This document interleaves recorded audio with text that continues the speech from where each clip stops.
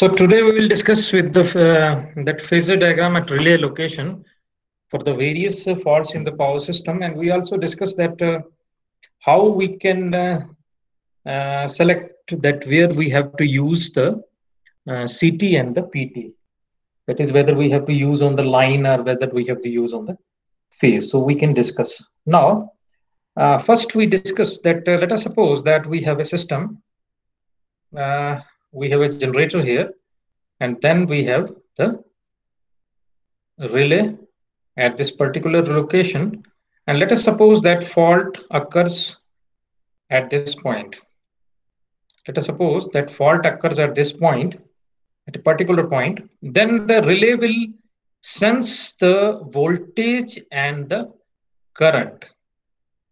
So the total voltage which is sensed by the relay at this particular point is equals to whatever be the voltage, which is approximately here we have the 0 and the drop here. Let us suppose, let it be VD. It's very small, and the large current will flow through it. Now, let us have some of the phasor diagrams for the different scenarios. Now, let us suppose, let us consider the pre-fault condition. First, we will consider the pre-fault condition.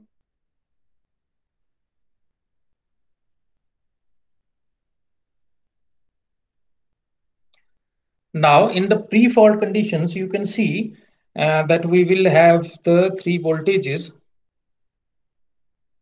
which are 120 degree, which are placed 120 degree, that is VA, VB, and VC.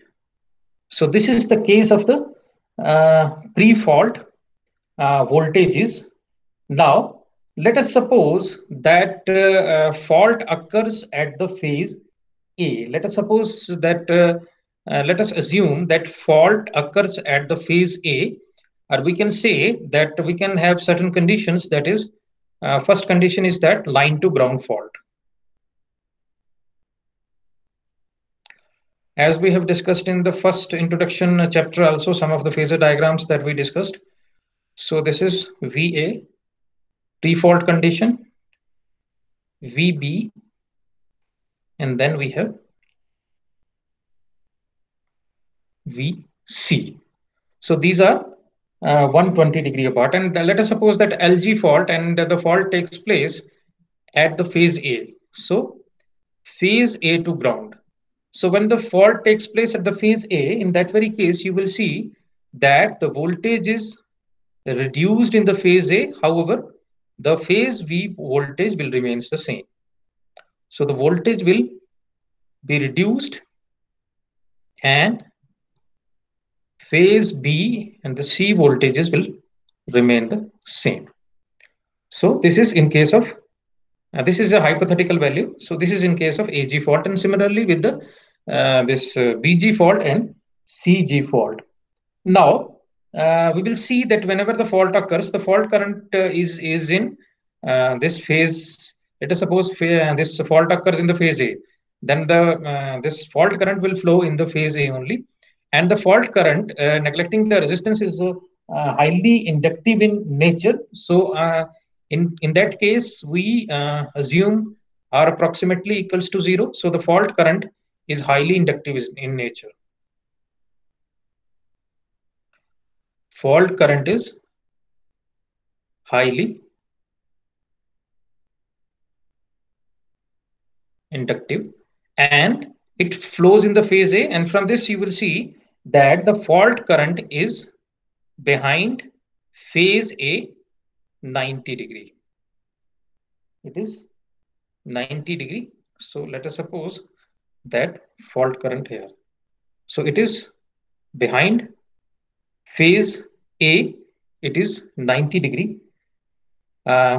So similar is the case with the other cases, that is we have the BG fault and then CG fault.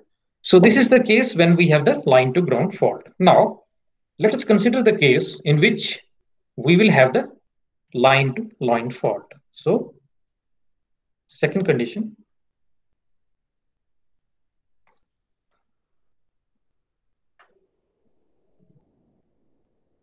Let us suppose that we have the line to line fault. First, we draw the pre-fault conditions. That is VA. We will have then VC and VB. Now, let us suppose that we have line to line fault. So in that very case, what we see that we will have VA, VB, and VC. And now, let us suppose that if the fault occurs in A and B, let us suppose that we have the fault in line A and line B. So we have the fault in line A and line B. It means that the voltage in this case is reduced. So voltage in the that is line voltage A and B is reduced. It means that it will be somewhat here and here. So the voltage in is in AB, predominantly in AB is reduced, and finally we are getting this type of scenario.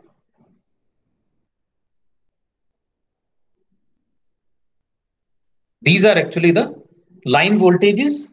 These are line voltages after the fault, that is VAF, then VBF. This is the case when the line voltage is reduced. However, the pre-fault line voltages would be this.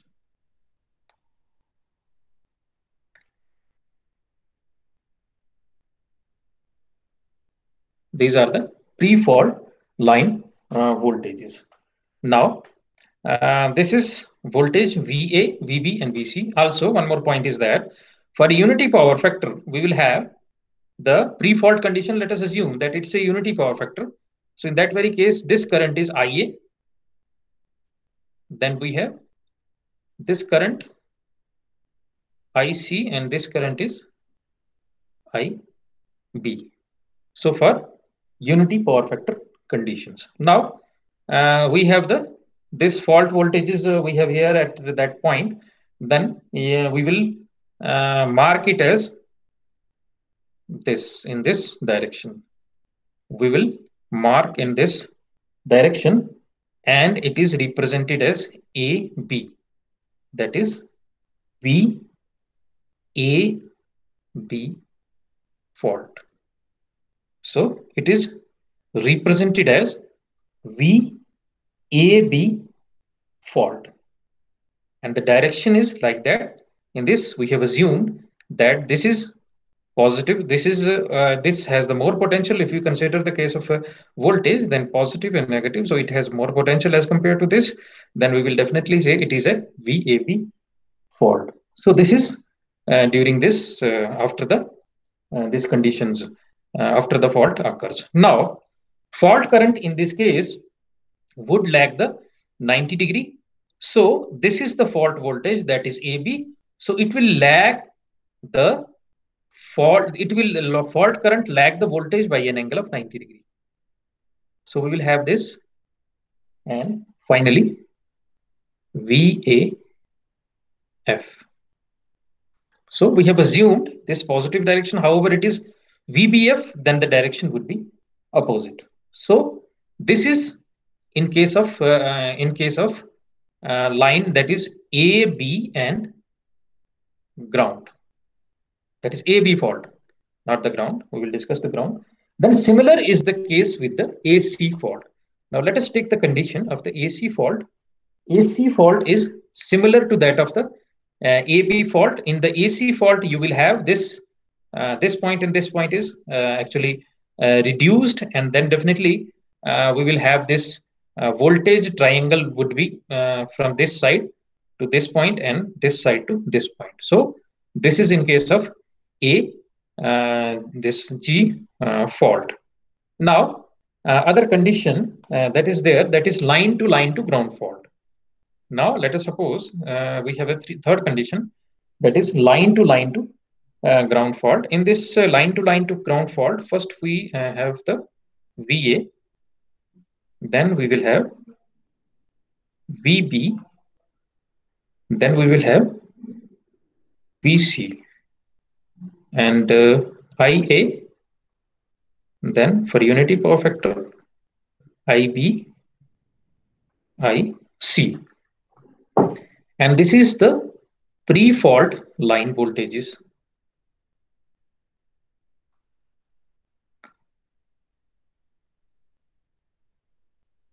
So these are the pre-fault line voltages. Now, whenever the fault occurs, line to ground fault, let us suppose the fault would be A, B, and G. In that very case, what happens that this triangle would be initially the we will have this. We start from this and connect it to this. However, in this case, this triangle also shrinks. So this triangle, it also shrinks like that, and then we will have the voltage here and other voltage we will have there. So instead of this point, it will shrink, and this triangle will be shrinked. So we will have at this point we will have the VA dash, or you can say that VA fault, and then we will have VB fault. And since the fault current is 90 degree, so we can draw a 90-degree fault current here. So this is I fault. So this is about a different type of faults and how we can draw the various phasor diagrams of the fault which the relay will see. Now we have certain scenario we have to take into consideration, that scenario that where we have to install the this CT. Now let us suppose that we have a system. Let us suppose that we have to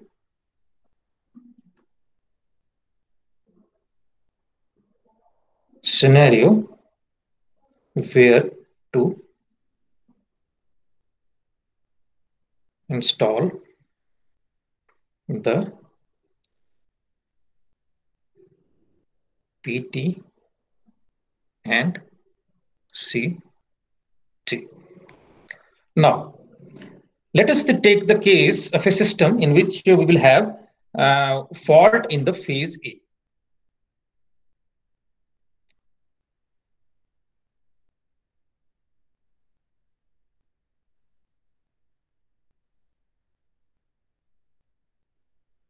Now, whenever the fault occurs in the phase A, then you can have AB fault, then you can have ABG fault, then you can have AC fault, then you can have ACG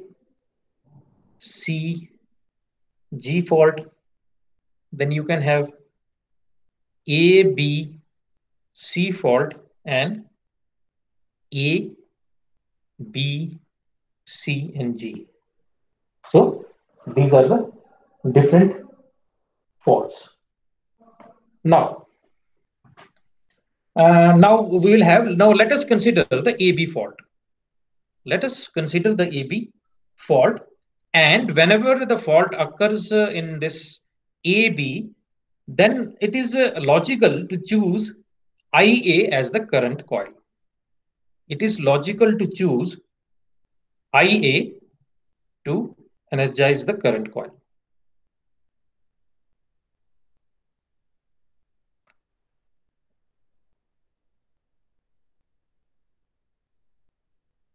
So it is logical to choose IA to energize the current coil.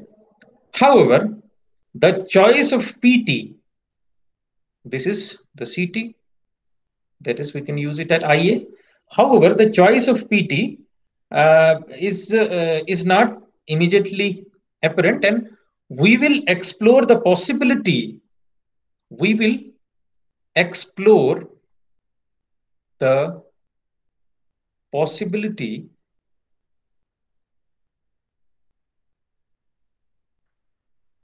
of using the various combinations of PT. That is, we can use the combination of, we can connect it at AB, we can connect it as CA corresponding to phase A.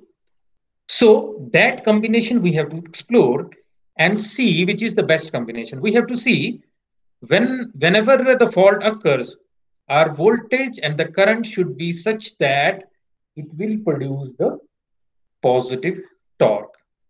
It will produce the positive torque that we have discussed in the previous lecture also. So we will have the combination of the voltage and current in such a way that the positive torque is produced, and if the positive torque is produced, then in that very case, in this way we have to use the directional relay. Now let us take the scenario in which what we have disconnected the pressure coil at with the voltage VAB. Now first we draw the phasor diagram and then we see the various scenarios. Now CT, as we already know, it is connected in the phase IA, and PT, we have to see the different scenarios. Now, scenario 1,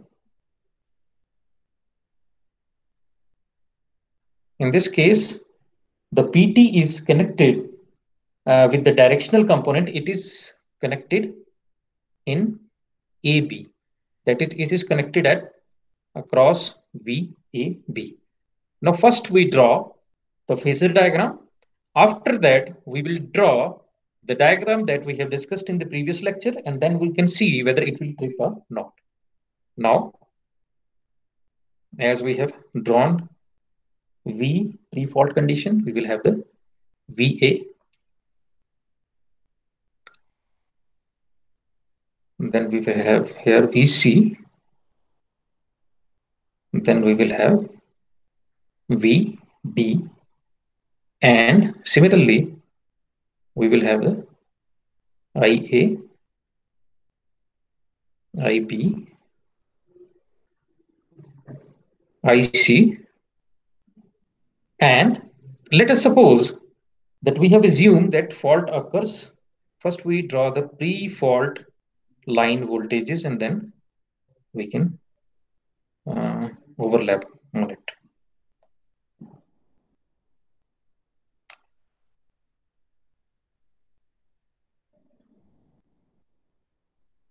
So this we will have VCA as per the convention, that is, it is at higher potential as compared to this. Then we will have VBC.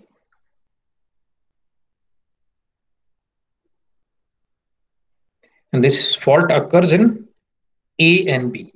So fault occurs in line A and B. We have used IA as for the CT. So the fault occurs in A and B, and we explore the possibility of connecting this in phase A and B. Now, here we will have, let us suppose VAF, then we have the VBF, VAF, then VBF, and finally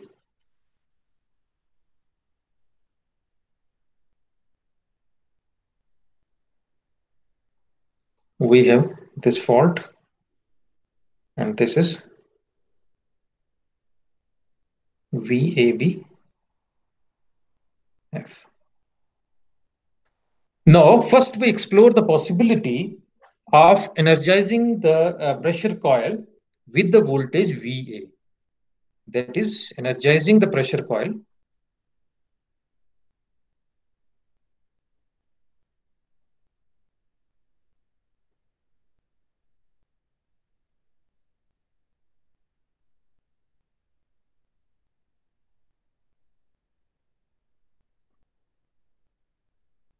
with VAB.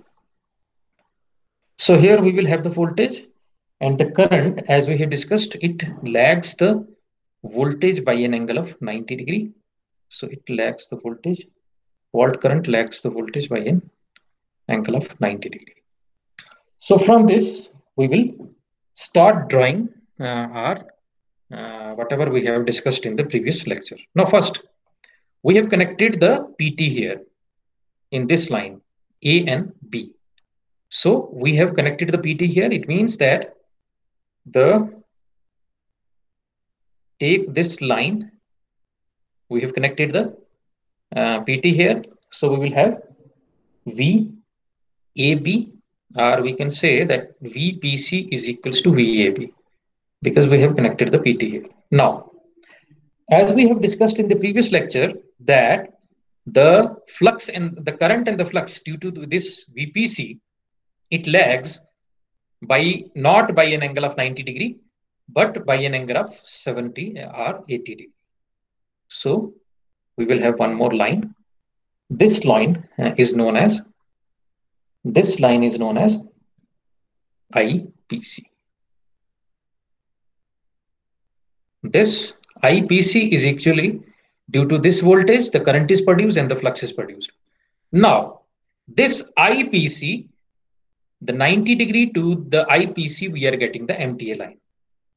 So 90 degree to IPC, we are getting the maximum torque angle line, 90 degree to that. So this is MTA line. Now, from the previous discussion, you will see that this PC, IPC, it decides that which is the trip side and which is the restraint side.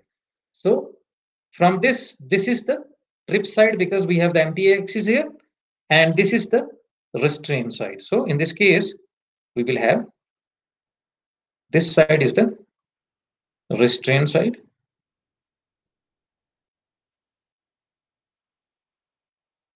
and this side is the trip side. Whole of this side is the trip side. Now you will see that we have to see that fault current. What is the for the positive torque? This current and the voltage would be in the same, would lie here, so that the positive torque is produced. Now, this in this case, we will have this VPC. Now, this we will have, this is IPC, not VA. IPC, that is fault current. It is lagging the voltage by an angle of 90 degrees. So, this is fault current IA. So, we will take overlap this fault current here after the fault, and you will see that this is in the restraint region and this is in the trip region, so negative torque is produced, and as a result it will not trip. So this is not a perfect solution. So we cannot use the that is potential transformer or PT in VAB. So this possibility is rejected. Now let us take the second possibility. This is the first possibility. Now let us take the second possibility of connecting it is to the CA, of connecting it to the CA. So first we draw the diagram, and then we can see all the factors which is involved in. Instead of drawing the diagram, you can see from here. We can see from here, you will see that we will have VA, this is VA and VC. The fault remains the same. We will have this fault A and B. However, we want to energize the pressure coil. So this is A and C. So in that very case, this voltage is the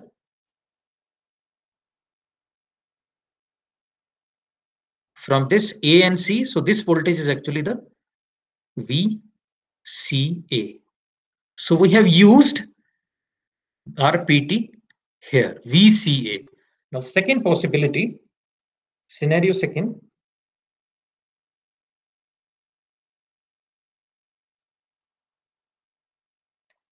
connect PT between C and A. So we have to connect PT between C and A. So as we have drawn the diagram, a phasor diagram, we have to draw the phasor diagram for this case also. Now in this case, what happens? We have to first draw this CA VCA. So we draw VCA. Now we have drawn the VCA. Now IPC, that is due to this is VCA, that is VPC, pressure coil. So this is 70 or 80 degree. IPC is 70 or 80 degree to it. So this is IPC due to this VPC. Now MTA is drawn. Now MTA is at an angle of 90 degree to this one, IPC. So we have MTA, maximum torque angle, and behind that we will have the trip region. So you will see from here, this is the restraint region and this is the trip region. Now we overlap the current. This is the fault current in this case. So we overlap this fault current.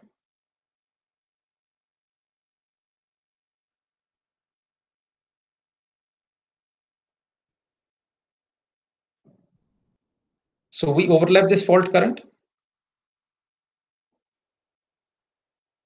This one, IAF.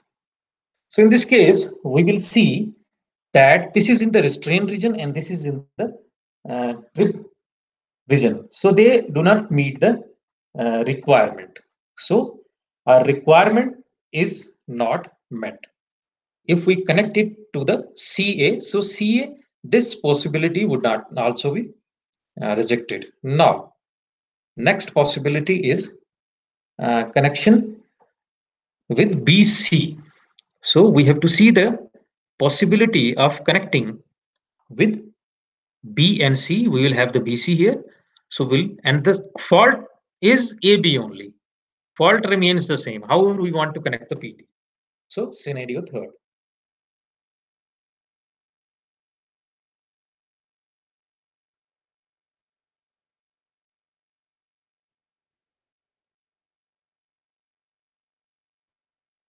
Connect PT between BC. So we will have the BC here in this case. Now this is the pre-fault case and this is the post-fault. So we have to see whether in the post-fault condition the positive torque is produced or not.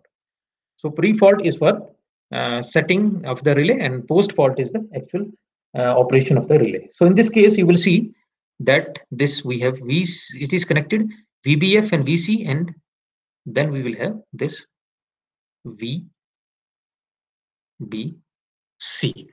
So we connect the PT to BC.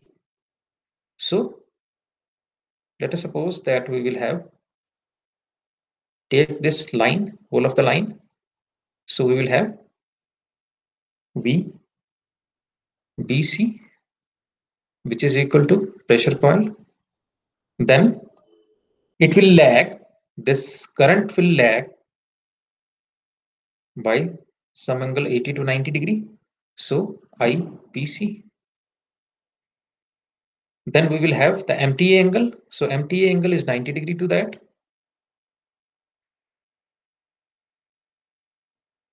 So we have the MTA angle. Then we see that this IPC decides the trip and restraint region. So we will have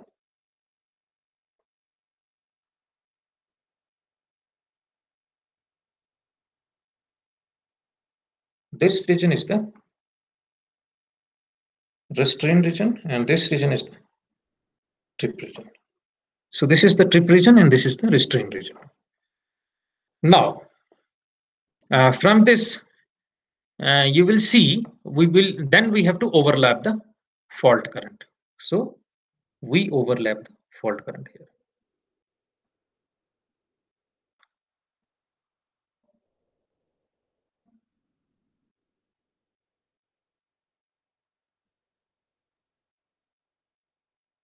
So we overlap the fault current. So in this case, you will see that these are in the trip region, and as a result, our connections are perfect in this case.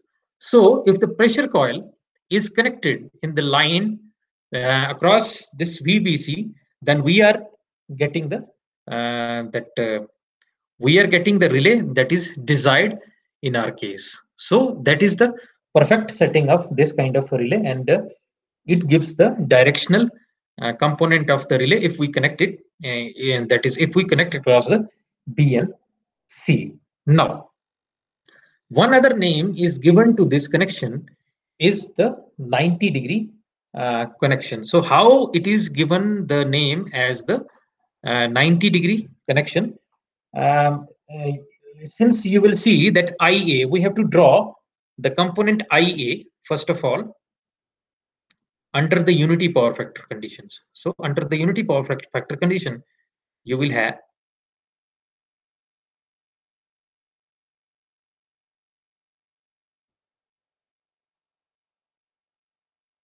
this is IA and BC.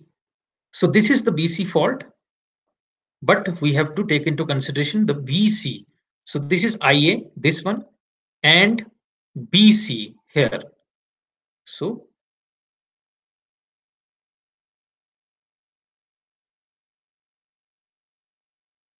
VBC. So the angle between IA and VC is 90-degree. So the connection is known as the 90-degree connection.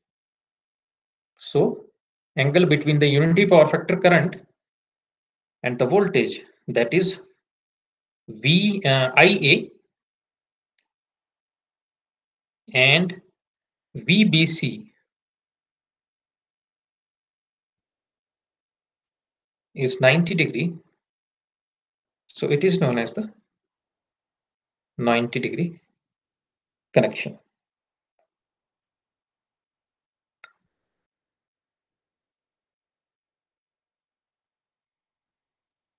So these are actually the standard connections. No, standard connections are 90-degree connections. Then we will have the 30-degree and 60-degree. However, there are a number of possibility of energizing the voltage coil, that is PT. So there are very large number of possibilities of energizing it. However, all the possible voltage may not meet that particular requirement. And what the researchers have done, they have narrowed down into 3 connections. So this is 90-degree connection, and then we will have the 30-degree connection, and then we will have the 60-degree connection, and which is actually the angular relationship between the unity power factor position and voltage during the pre-fault condition. So this connection is based on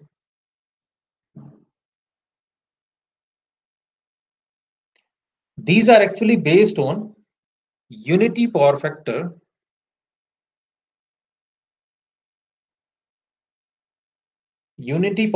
position of IA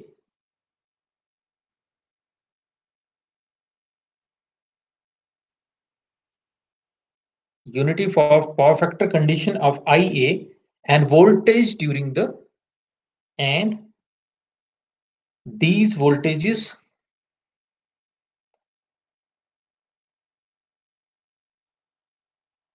during pre-fault conditions.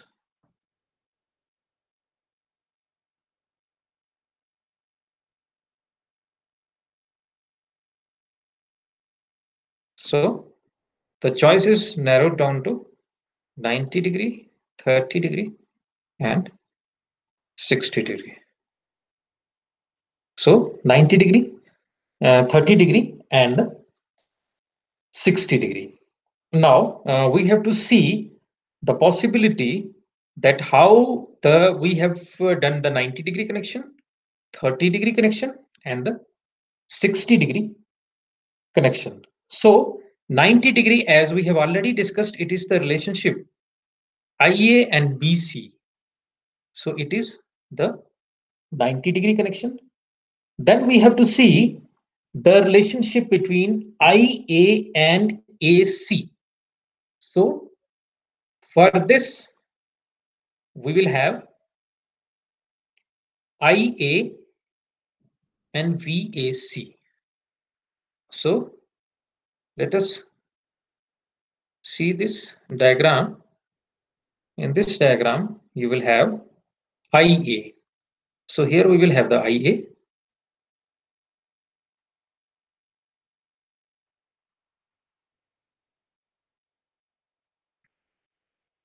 IA. Then we have AC. So we will have here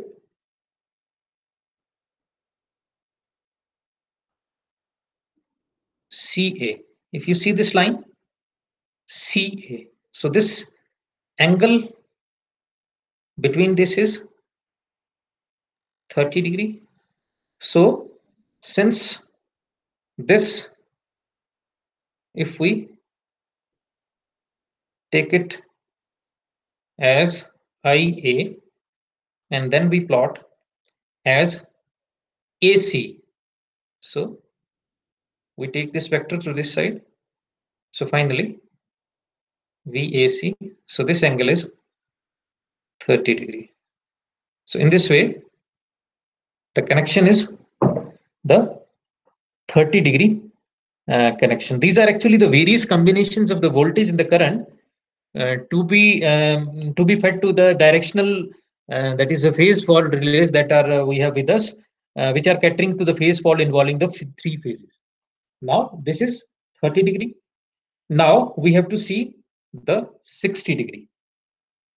Now 60 degree, for the 60 degree connection we will have, it is the relationship between IA and VAC plus VBC. So from this diagram, you will see that this is VCA. This one is VCA. This one is CA and this is BC. So this is CA and this is BC. So if we take here, this is IA.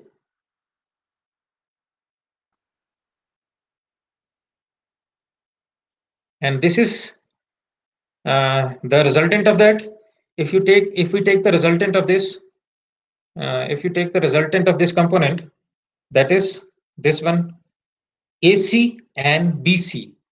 So sum is actually the resultant of these two components, AC and BC. So we will take the resultant of AC and BC. So we will have the AC VAC VBC. We'll take the resultant of that. So if we take the resultant here, then definitely this angle is 60 degree, and this is VAC plus VBC. So this is the 60 degree connection. So because this angle is 60 degrees. So this is these are the various combination of voltage and currents which are fed to the directional phase fault relays, catering to the phase fault involving various that is angle various you can see phases, and giving the connection of 90 degree, 60 degree, and 30 degree. So these are also summarized in a table like we can discuss. So this whole are summarized in a table, and that is in the 90 degree we will have A, V, and VBC that we have discussed, 30 degree IA and VAC, and 60 degree IA and VAC plus VBC. So current remains the same, then voltage combination is this one. So for the phase B, we have this combination. For the phase C, we have this combination. So in this way, we can have the different connections, 90-degree, 30-degree, and 60-degree connections. Now, next is the directional ground fault protection.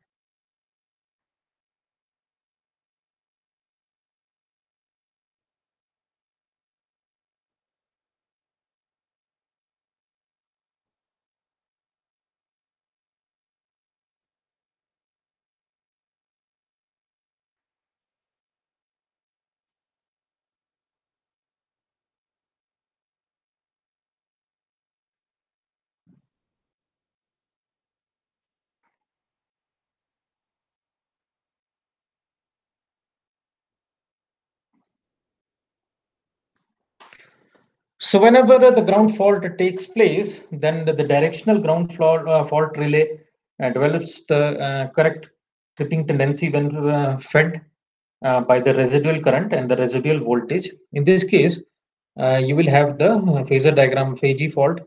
We will have the VA, VB, and VC, and then this is actually the fault that is taking place in that very case. Now, from this, you will get when we add these VA, when we add VB, and when we are add A and this VC, then finally we are getting the current as this voltage as 3V naught, the sum of the three, and then we will have this is the that is VPC actuating that, and this is the IPC, and this is the MTA angle that we have discussed, and this is the fault current, which is also 3 times under the normal conditions. Now, you will see that we will have the voltage 3 times voltage, and we will have the 3 times current in that very case. So this is the directional relay will with the MTA of tau. Tau is the angle between the voltage and this MTA, and what is fed in case of the ground relay, what is fed, that is 3V naught and 3I naught to get the circuit. Now we will discuss the directional overcurrent protection of three-phase feeder. Now, all the concepts that we have discussed is used in the directional overcurrent protection of three-phase feeders.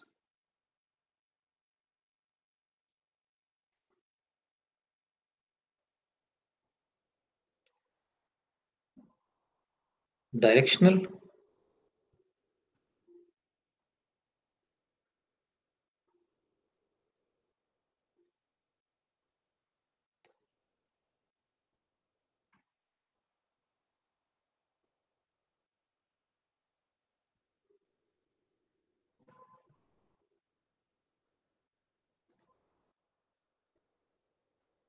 So this is the protection scheme for directional overcurrent of three-phase feeders.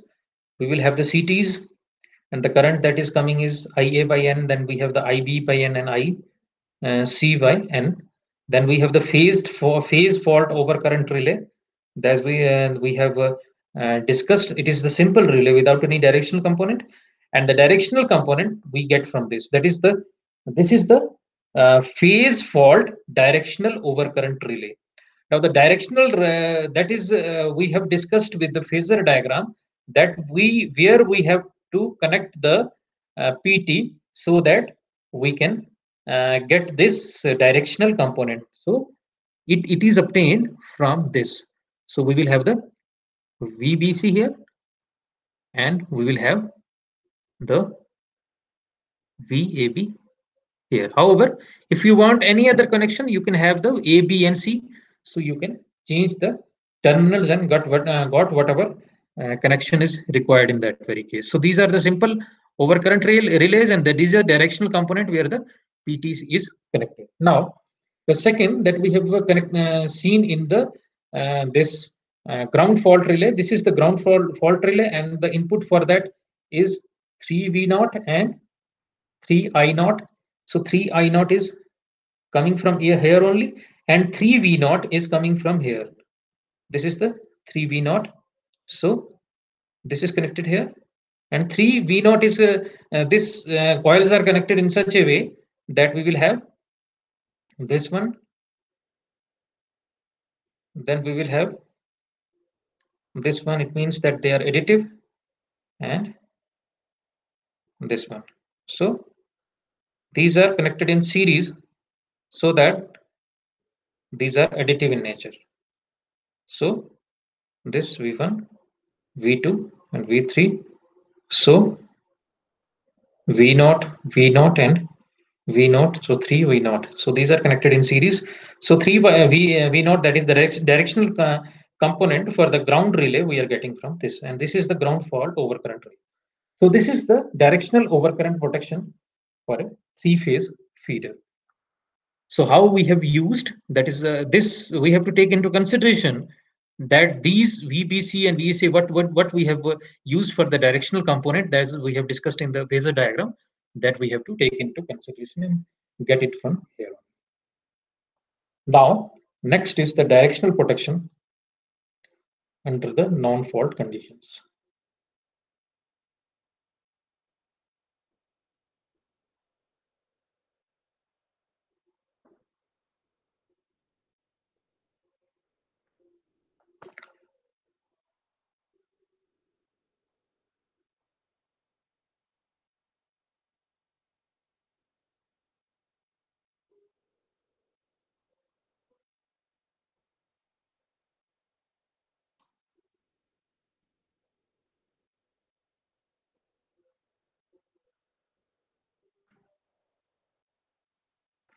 So directional protection under the non-fault conditions. So it means that we will have here we don't have the fault. However, we have the this direction is opposite. That is, this is the non-fault conditions that we don't have the fault. However, if the power direction is opposite to that of what is desired, it is different. This is desired power, and if the power direction is opposite to that, so it will work. So these relays are also known as the reverse power relays or the directional power relays. So these are known as the reverse power relays, or we can also say as the directional power relays. So there are situations where the directional relays has to be used under the non-fault conditions, and such an application, if you say, it will exist in the reverse power protection of turbo alternators. So reverse power protection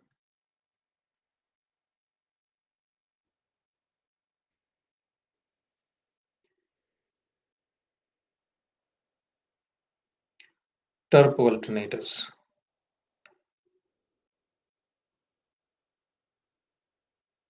So reverse power protection of the turbo alternators. So these are known as the reverse power relays or the directional power relays. And these actually situations, these are different from where the directional relays applied during the fault conditions. And as you can say, in case of the power relays, there is no collapse of the voltage. So in this case, you don't have any collapse of the voltage.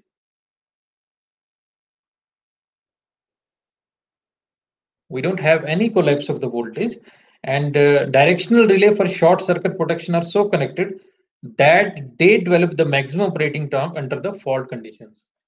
So these directional relays, if you use, then they produce the in the whatever we are using in the fault conditions, they produce the maximum operating torque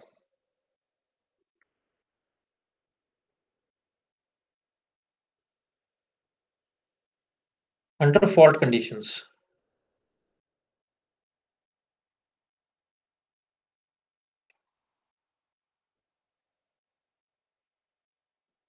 However, if you take into consideration these relays, that they develop the maximum torque when direction of power flow reverses. So these relays develops the maximum torque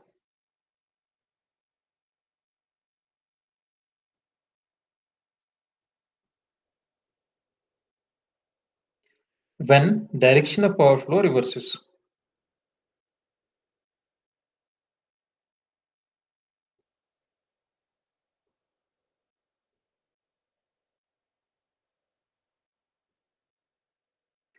So it produces the maximum torque only when the direction of the power flow is reverses. Now let us consider a condition. We will have the in this relay we will have the this maximum torque angle of 30 degree, that is MTA of 30 degree. In order to used as a power relay, it can be fed from IA and I, that is IA and VCA. So here we will have the VCA because we will have VCA here. So it will be replaced with VCA. And in order to use it as a power relay, it can be fed from IA and VCA. So it has the MTA of 30 degree. It can be seen that IA, in this case, the IA leads the VCA by during the reverse power flow. So during the reverse power flow, IA leads the VCA by an angle of 30 degree.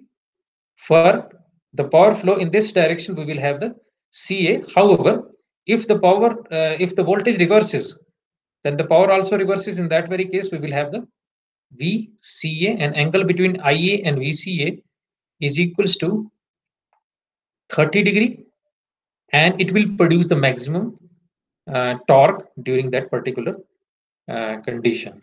So if we are connecting, we have connected to IA and VCA, and if the power reverses, in that very case, it will produce the maximum torque. So it is the directional relay with which component we will have the VCA, and then we have IA and directional component 30 degree, and it will trip accordingly. Now, what are the drawbacks of overcurrent relay? What are the some of the drawbacks of the overcurrent relay?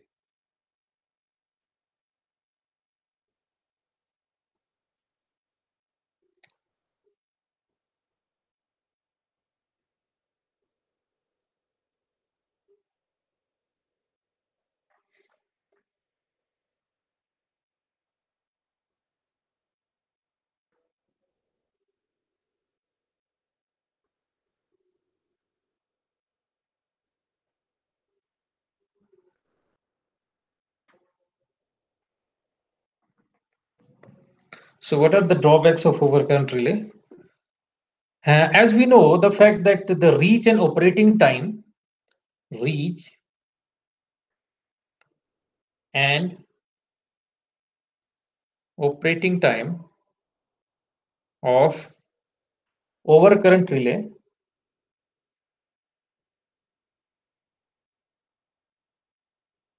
it depends upon the fault current.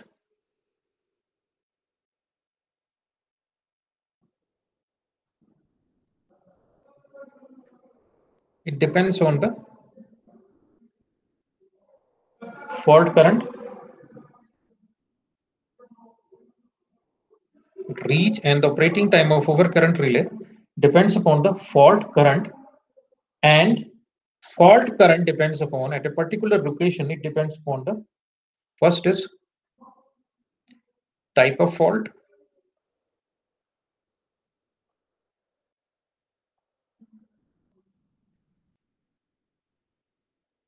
that is it is ground fault or phase fault, anyone, and source impedance.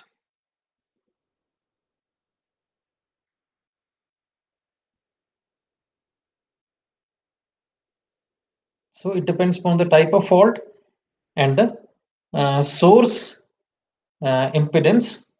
And we don't know during the fault, we don't know that how many generators are connected in the system. Source impedance is this impedance, that how many generators are connected at that particular point of time whenever the fault occurs. We don't know. That information is not available. So it is not known to us. And it also depends upon the type of the fault. So then we can say that neither the type of the fault and the source impedance is predictable to us. So as a result, we can say that the reach of the over this relay keeps on changing depending upon the source condition and the type of the fault. So since we don't know about the source impedance and the type of the fault, so the reach of the relay will keep on changing depending upon the source condition and the type of fault. And the relays are set with the great care. However, their reach is subject to the variations because they are likely to suffer because of the type of fault and the source impedance. And as a result, there is the loss of selectivity also. So there is the loss of selectivity also. And so we can say that it can be this loss of selectivity, it can be tolerated to a certain extent in the low voltage distribution systems.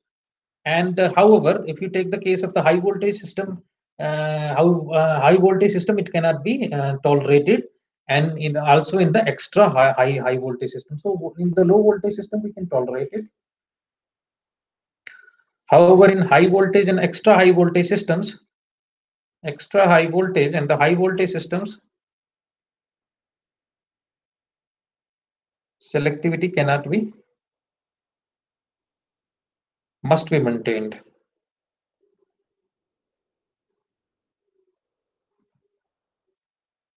So that selectivity must be maintained because if we cannot maintain it, then it can lead to the danger and the stability.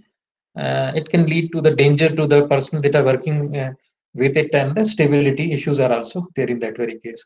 So the overcurrent relays, we cannot say that these overcurrent relays, these are actually the relied upon as the primary means of protection of for the this extra high voltage system. So these overcurrent relays, these are not relied as primary protection and extra high voltage system. So these we cannot rely on them. So that's why instead of going to that overcurrent relay, we are actually using the distance protection that we discussed in the next lectures, and which is independent of the source conditions and the type of fault. So from this, we will see that overcurrent relay, its reach and operating time, it depends upon the fault current, and fault current depends upon the type, what is the type of the fault and source impedance. So we don't know exactly that what's the type of fault it is at, what is the source impedance, because it take into consideration only the current, and source impedance we don't know during the time of fault. So that's why the selectivity is compromised. However, we can have we can use it for the low voltage system. We can tolerate to the certain extent, and however in extra high voltage systems we cannot tolerate it, and for that we are going for other protection system, which is known as the distance protection of the this transmission line that we can discuss. Here it is the graph showing the relationship between the operating time of the overcurrent relay, and then we have the fault location. So from this you will see that as the ZS increases, then the operating time also increases, and as the ZS, this one, decreases, then operating time is decreased. And it also depends on the fault. That is, if it is more for LG fault than for a phase fault, it will be less. So these things should be taken into consideration. However, for the more accurate that is protection, we are going for the distance protection than the this EHP, than this overcurrent relay. So this is all about the overcurrent protection. So in the today's lecture, we have discussed the various issues. First, we